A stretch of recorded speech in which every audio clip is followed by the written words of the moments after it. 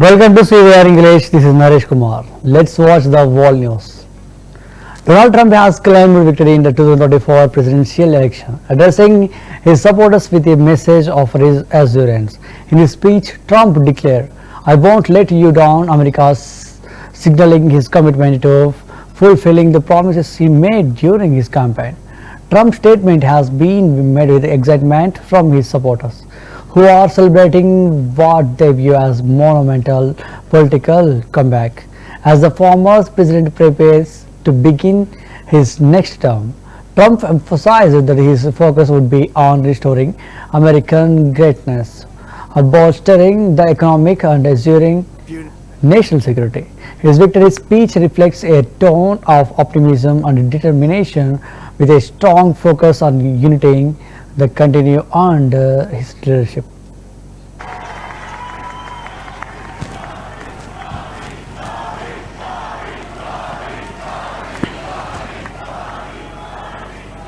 And now he's a great guy, and he really means it. He wants to do some things, and we're going to let him go to it. I just said, but Bobby, leave the oil to me. We have more liquid gold, oil and gas. We have more liquid gold than any country in the world, more than Saudi Arabia. We have more than Russia. Bobby, stay away from the liquid gold. Other than that, go have a good time, Bobby. We're going to be paying down debt. We're going to be reducing taxes. We can do things that nobody else can do. Nobody else is going to be able to do it. China doesn't have what we have. Nobody has what we have. But we have the greatest people also. Maybe that's the most important thing. This campaign has been so historic in so many ways. We've built the biggest, the broadest, the most unified coalition. They've never seen anything like it in all of American history. They've never seen it. Young and old, men and women, rural and urban.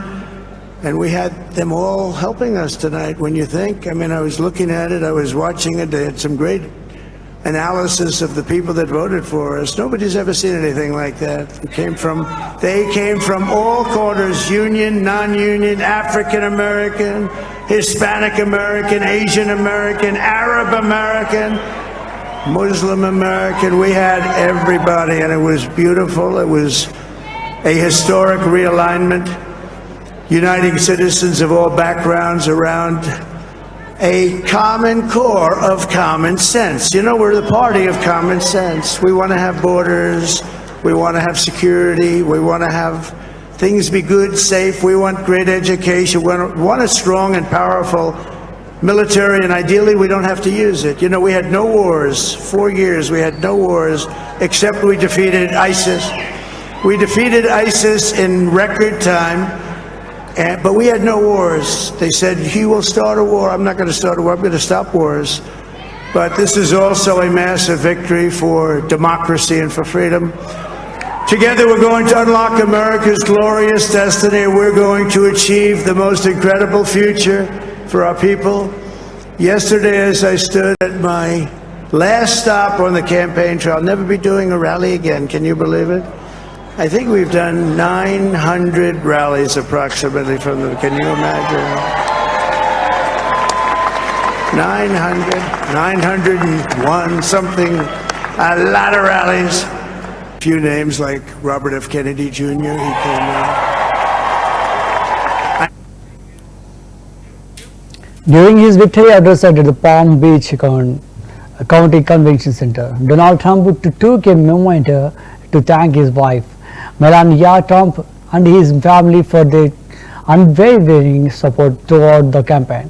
He expressed a deep appreciation for their dedication and encouragement. Trump also congratulated his running mate, J.D. Vance, acknowledging his hard work and vital role in their successful campaign. The speech reflected a tone of gratitude as Trump recognized the contributions of those closest to him, while also celebrating the broader team effort behind his victory. 47th president and your 45th president.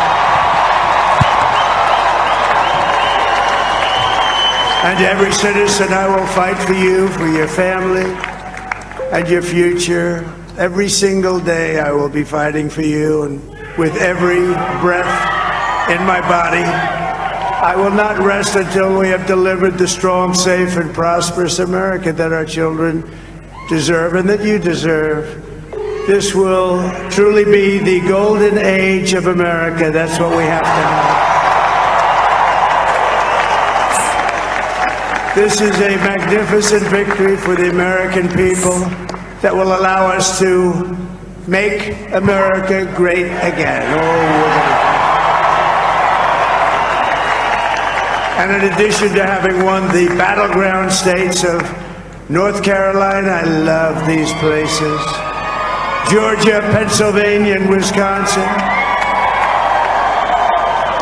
we are now winning in Michigan, Arizona, Nevada, and Alaska, which would result in us carrying at least 315 electoral votes, but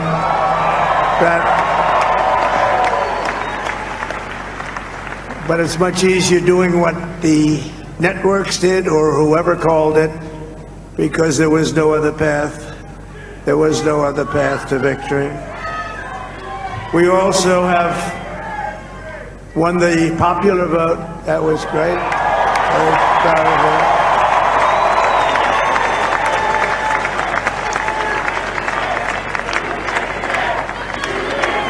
Thank you.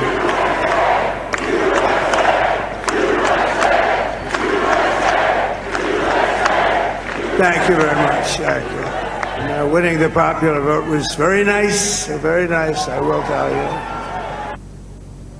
It's a great feeling of love. We have a great feeling of love in this very large room with unbelievable people standing by my side. These people have been incredible. They've made the journey with me, and we're going to make you very happy. We're going to make you very proud of your vote.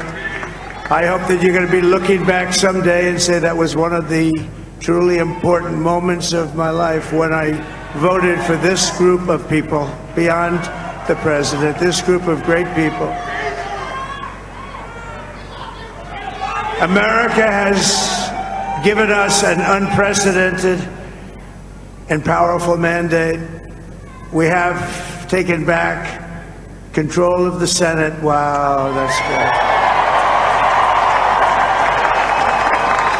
And the Senate races in Montana, Nevada, Texas, Ohio, Michigan, Wisconsin, the great 47th president, and you.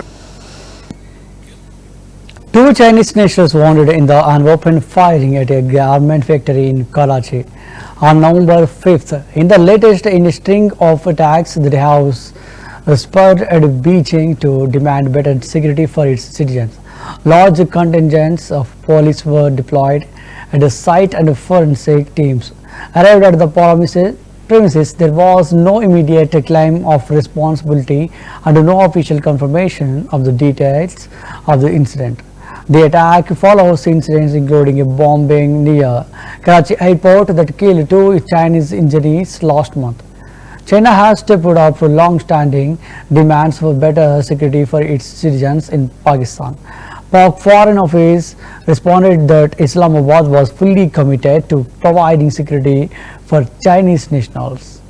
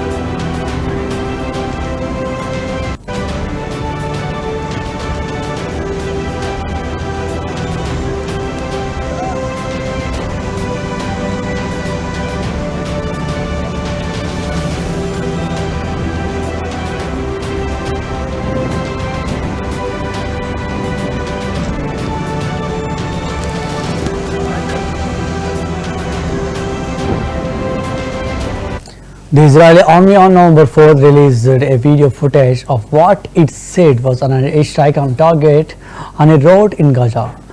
In accompanying telegram post, the Israeli military said that the strike targeted Ahmad al-Dalu, who took part in the attack on Kufar on October 7th.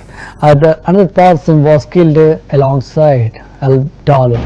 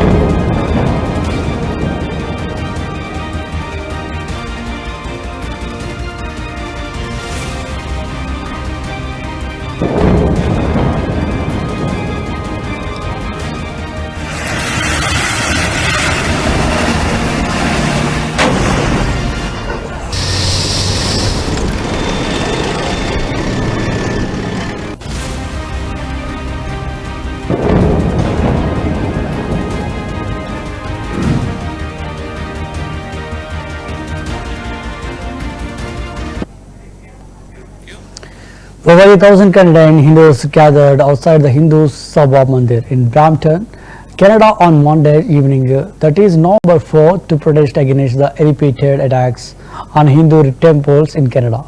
With Indian flags and Canadian flag, Hindus called out the violent attack and chanted slogans like Jai Sri Ram and Har Har Mahadev.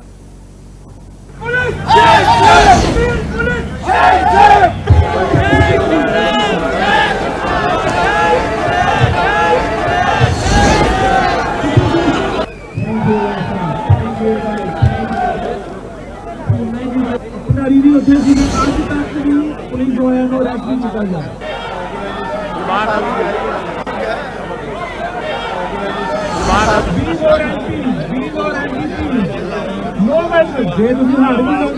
problem.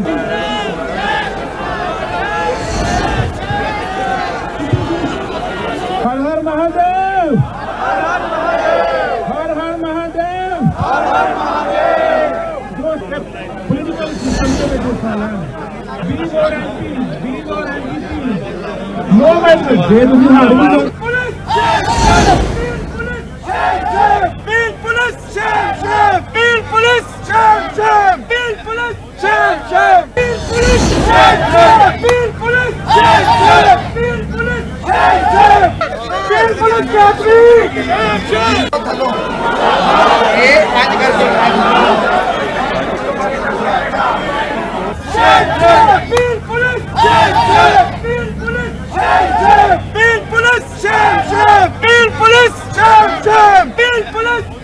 Shame! Beat police!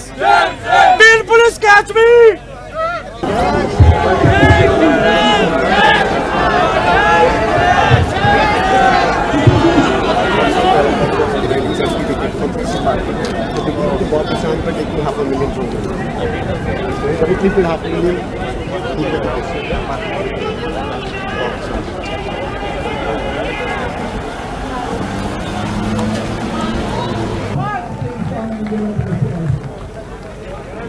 Thank you, thank you.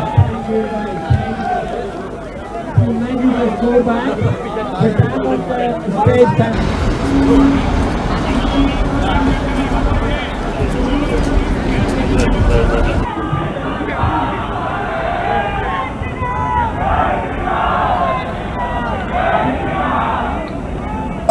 Mosques and churches may have the power to give one suggestion and whole community follows that. I find it the strength of Hindu community that we don't become the herd. No matter, no problem.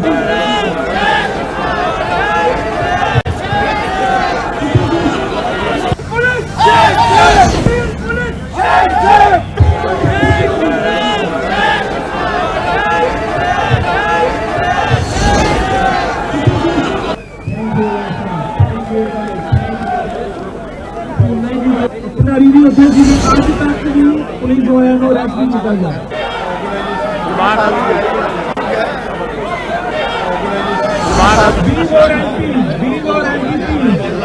No matter no problem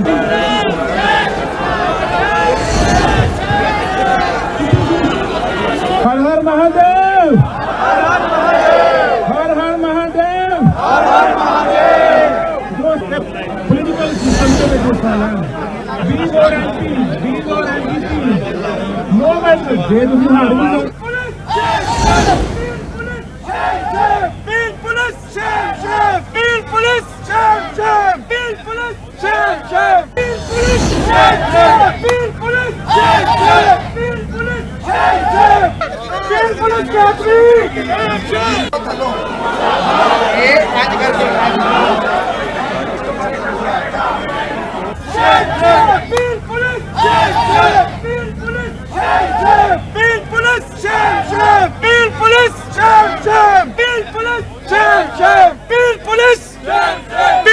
catch me!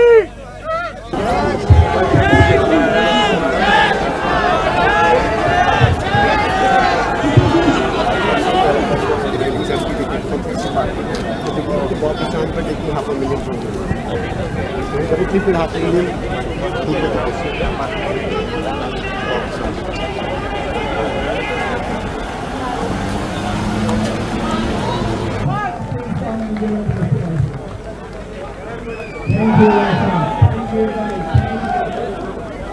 Maybe just go back. The time of the stage time.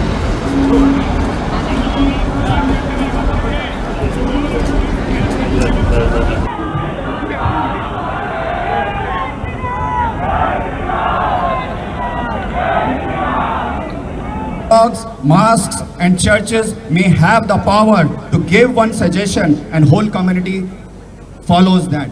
I find it the strength of Hindu community that we don't become the herd. No matter, no problem.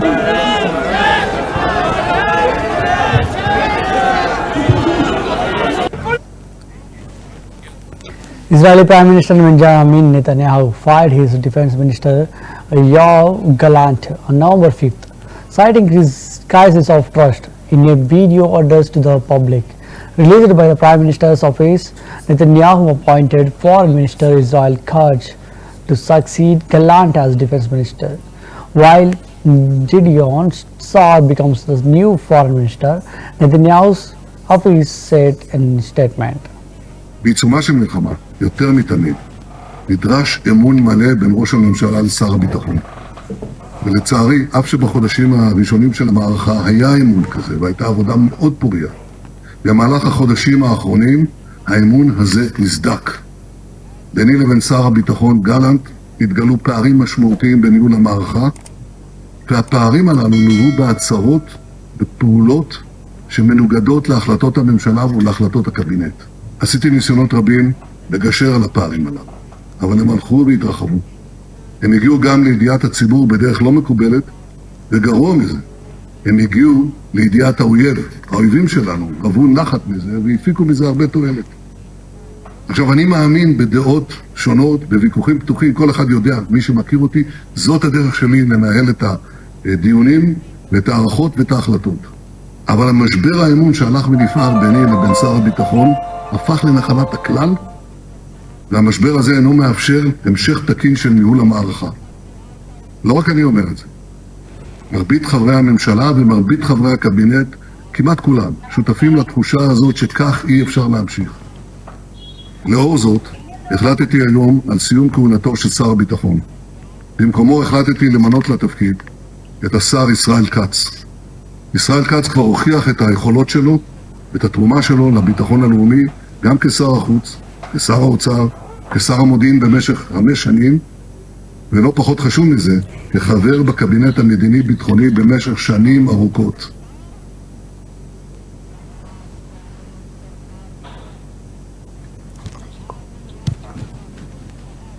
בעיצומה של מלחמה, יותר מתמיד, נדרש אמון מלא בין ראש הממשלה לשר הביטחון. ולצערי, אף שבחודשים הראשונים של המערכה, Prime Minister Benjamin Netanyahu fired his Defense Minister Yoav Gallant on Tuesday over differences on the prosecution of the war in Gaza. A risky step at a moment when Israel is fighting on 2 fronts. The move sparked protests across the country, including a large gathering near the Prime Minister's residence in Jerusalem. Mr. Gallant was pushing for a ceasefire deal in Gaza that would secure the release of hostages held there. And his dismissal removes the main proponent in the Israeli government for such an agreement. Mr. Gallant and Mr. Netanyahu also clashed over domestic political issues, particularly the confrontation of ultra-Orthodox Israelis. דקות אחדות לפני השעה 8 בערב הודיע לי ראש הממשלה כי החליט לפטר אותי מתפקידי כשר הביטחון בעיצומה של המלחמה.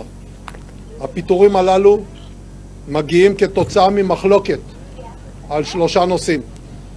הראשון, עמידתי הנחרצת על כך שכל מי שנמצא בגיל הגיוס הינו חייב גיוס. עליו לשרת בצה"ל ולהגן על מדינת ישראל. אסור לאפשר לחוק מפלה ומושחת לעבור בכנסת ישראל ולפטור רבבות אזרחים מנשיאה בנטל. הגיע הזמן לשינוי. כאן, במעמד הזה, אני מבקש להצדיע לנופלים ולבני משפחותיהם, לפצועים ולנכים, לחטופים ולמשפחותיהם, וללוחמי צה"ל באשר הם. אני סומך עליכם ואני מצדיע לכם. דקות אחדות לפני השעה 8 בערב הודיע לי ראש הממשלה כי החליט לפטר אותי מתפקידי כשר הביטחון בעיצומה של המלחמה. Russian President Vladimir Putin has once again boasted about the relationship between New Delhi and Moscow. On November 5th, Vladimir Putin received the credentials of new foreign ambassadors in Moscow. During his address, Putin landed PM Modi's leadership and described India and Russia as strategic partners. Notably, Putin praised PM Modi on numerous occasions, stating that India and Russia are long-standing and time-tested partners. During the bilateral meeting in Kazan, Putin touted the deep India-Russia bond and joked that PM Modi needs no translator. PM Modi recently concluded a successful visit to Kazan, Russia, for the historic 16th BRICS Summit 2024. Allow me to use as an example the relations of Russia with India. All this has been clearly confirmed by my talks with the Prime Minister Modi in Kazan.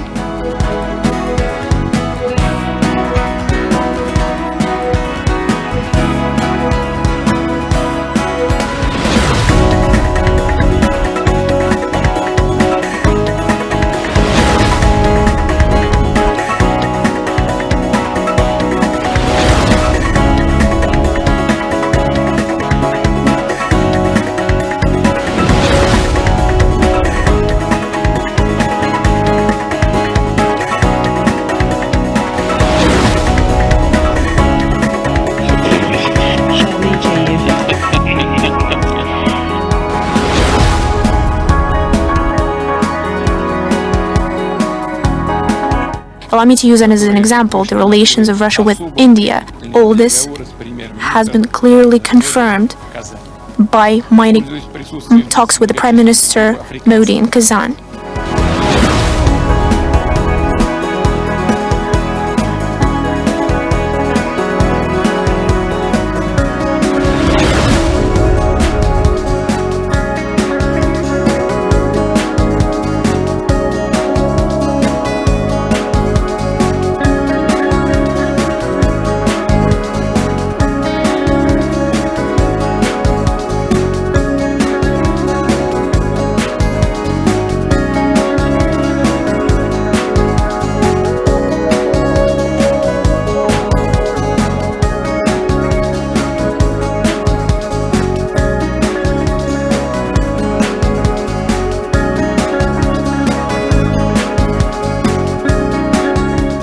Here, we also have the ambassadors of the friendly states of Myanmar, Burkina Faso, Malaysia, Bosnia and Herzegovina, India, Argentina, Kenya, LAOPDR, Ethiopia, Niger and Zimbabwe. The cooperation of Russia with these countries has a full-scale nature, is mutually beneficial, and is carried out in the spirit of true partnership. It's based on the principle of respect for sovereign interests of one another, and we will continue to foster the development of bilateral contacts in politics and economics, in the humanitarian area, in culture, sports, and education.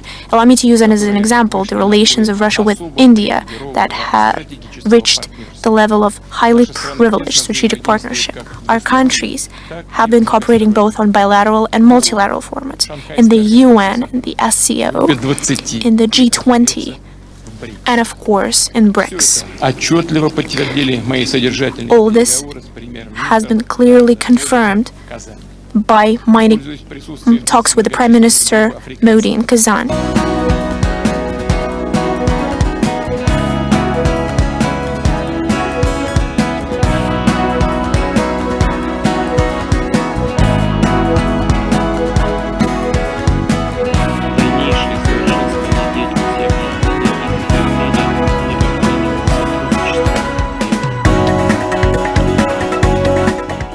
Что я считал, что вы и так все понимаете. हमारे इतने रिश्ते हैं कि मुझे ऐसा लगा कि आपको कोई अनुवाद नहीं चाहिए. माननीय प्रधानमंत्री जी, प्रिय दोस्तों,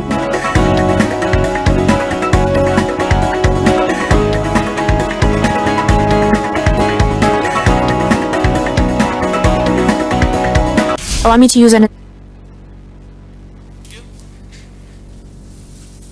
Keep watching CVR English.